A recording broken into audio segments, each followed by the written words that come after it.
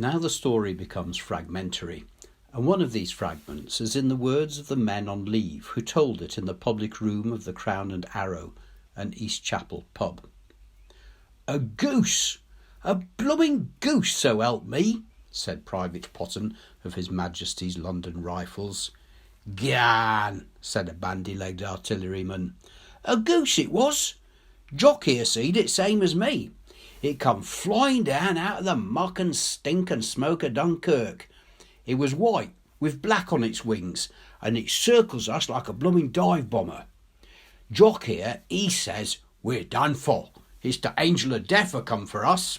'Garn,' I says, 'it's a ruddy goose come over from home with a message from Churchill. It's a omen, that's what it is. It's a bloody omen. We'll get out of this yet, my lad.' We was roosting on the beach between Dunkirk and Le Penny, like a lot of blooming pigeons on Victoria Embankment, waiting for Jerry to pot us. He potted us good too. He give us shrapnel and he give us HE, and he peppers us from the blooming atmosphere with jittersmiths.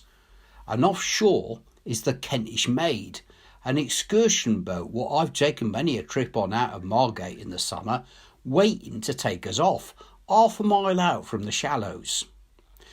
While we're lying there on the beach, done in and cursing because there ain't no way to get out to the boat, a plane dives on her and its bombs drop alongside of her, throwing up water like the blooming fountains in the palace gardens. A regular display it was. Then a destroyer comes up, but another Jerry dives on the destroyer and it hits her. Whoa, did she go up? She burned, then she sunk, and the smoke and the stink come drifting inshore, all yeller and black, and out of it comes this blooming goose, a-circling around us all trapped on the beach. And then around a bend he comes in a bloody little sailboat, sailing along as cool as you please, like a blooming toff out for a pleasure spin on a Sunday afternoon at Henley. "Who comes?" inquired a civilian. Him that saved a lot of us. He sailed clean through a boiler machine gun bullets. A Ramsgate motorboat, what had tried to take us off before, had been sunk there half an hour ago. The water was all frothing with shell splashes and bullets, but he didn't give it no mind, he didn't. He didn't have no petrol to burn or explode, and he sailed in between the shells. Into the shallows he come, out of the black smoke of the burning destroyer, a little dark man with a beard, a blooming claw for a hand, and a hump on his back. He had a rope in his teeth that was shining white out of his black beard, his good hand on the tiller and the crooked one beckoning us to come out. And overhead, around and around, flied the ruddy goose. Jock here, he says, "Look, it's all over now. It's the bloody devil come for him himself." "Garn," I says, "it's more like the good Lord he looks to me than any blooming devil." He did too, like the pictures from the Sunday school books, with his white face and dark eyes and beard and all, and his blooming boat. "I can take 7 at a time," he sings out when he's in close. Our officer shouts, "Good man, you 7 nearest, get in." We waded out to where he was. I was that weary I couldn't climb over the side, but he takes me by the collar of my tunic and pulls with a "In you go, lad, come on, next man." And in I went. Craw, he was strong, he was. Then he sets his sail, part of what looks like a blooming sieve from machine gun bullets, shouts, "Keep down in the bottom of the boat, boys, in case we meet any of your friends." And we're off, him sitting in the stern with his rope in his teeth, another in his crooked claw, and his right hand on the tiller a-steering and a-sailing through the spray of the shells thrown by the land battery. And the blooming goose is flying around and around, honking above the wind and the row Jerry was making. "I told you yon goose was a omen," I says to Jock. "Look at him there, A blooming angel of mercy. Him at the tiller just looks up at the Goose with the rope in his teeth and grins at her like he knows her a lifetime. He brung us out to the Kentish maid and turns around and goes back for another load. He made trips all afternoon and all night too, because the bloody light of Dunkirk burning was bright enough to see by. I don't know how many trips he made, but him and a big lifeboat from Poole that come along brought off all there was of us on that particular stretch of hell without the loss of a man.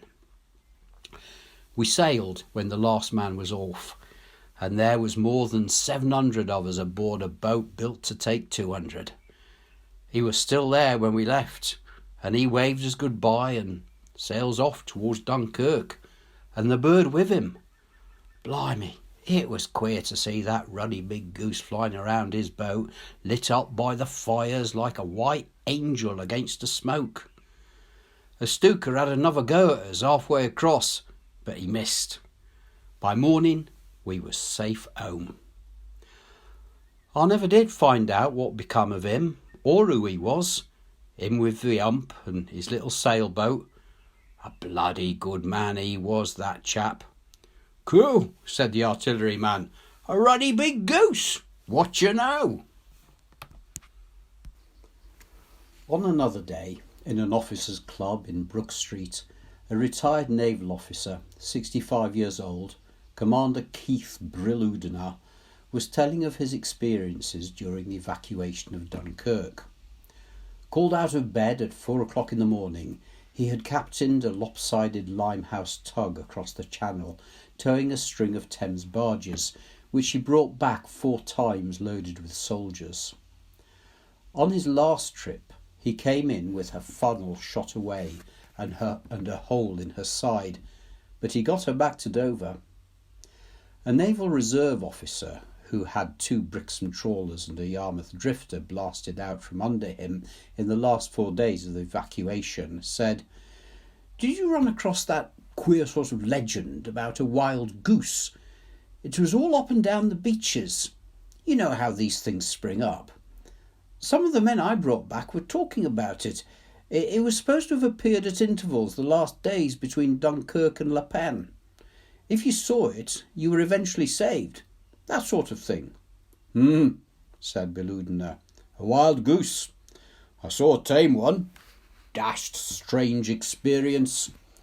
Tragic in a way too, and lucky for us. Tell you about it. 3rd trip back. Towards 6 o'clock, we sighted a derelict small boat. Seemed to be a chap or a body in her, and a bird perched on the rail. We changed our course when we got nearer and went over for a look. By gad, it was a chap, or had been. Poor fellow. Machine gunned, you know, badly, face down in the water. Bird was a goose, a tame one. We drifted close, but when one of our chaps reached over, the bird hissed at him and struck at him with her wings. Couldn't drive it off. Suddenly, young Kettering, who was with me, gave a hail and pointed to starboard.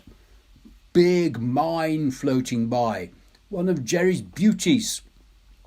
If we'd kept on our course, we'd have piled right into it, head on.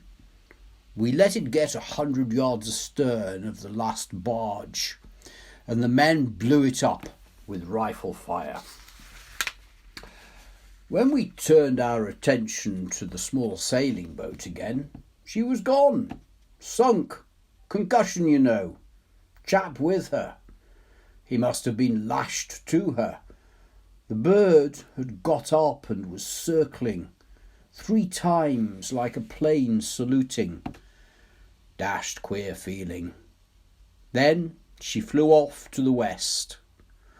Lucky thing for us we went over to have a look, eh? Odd that you should mention a goose. Fritha remained alone at the little lighthouse on the great marsh, taking care of the pinioned birds, waiting for she knew not what. The first days she had haunted the sea wall, watching, though she knew it was useless. Later, she roamed through the storerooms of the lighthouse building with their stacks of canvases on which Ryder had captured every mood and light of the desolate country and the wondrous, graceful, feathered things that inhabited it.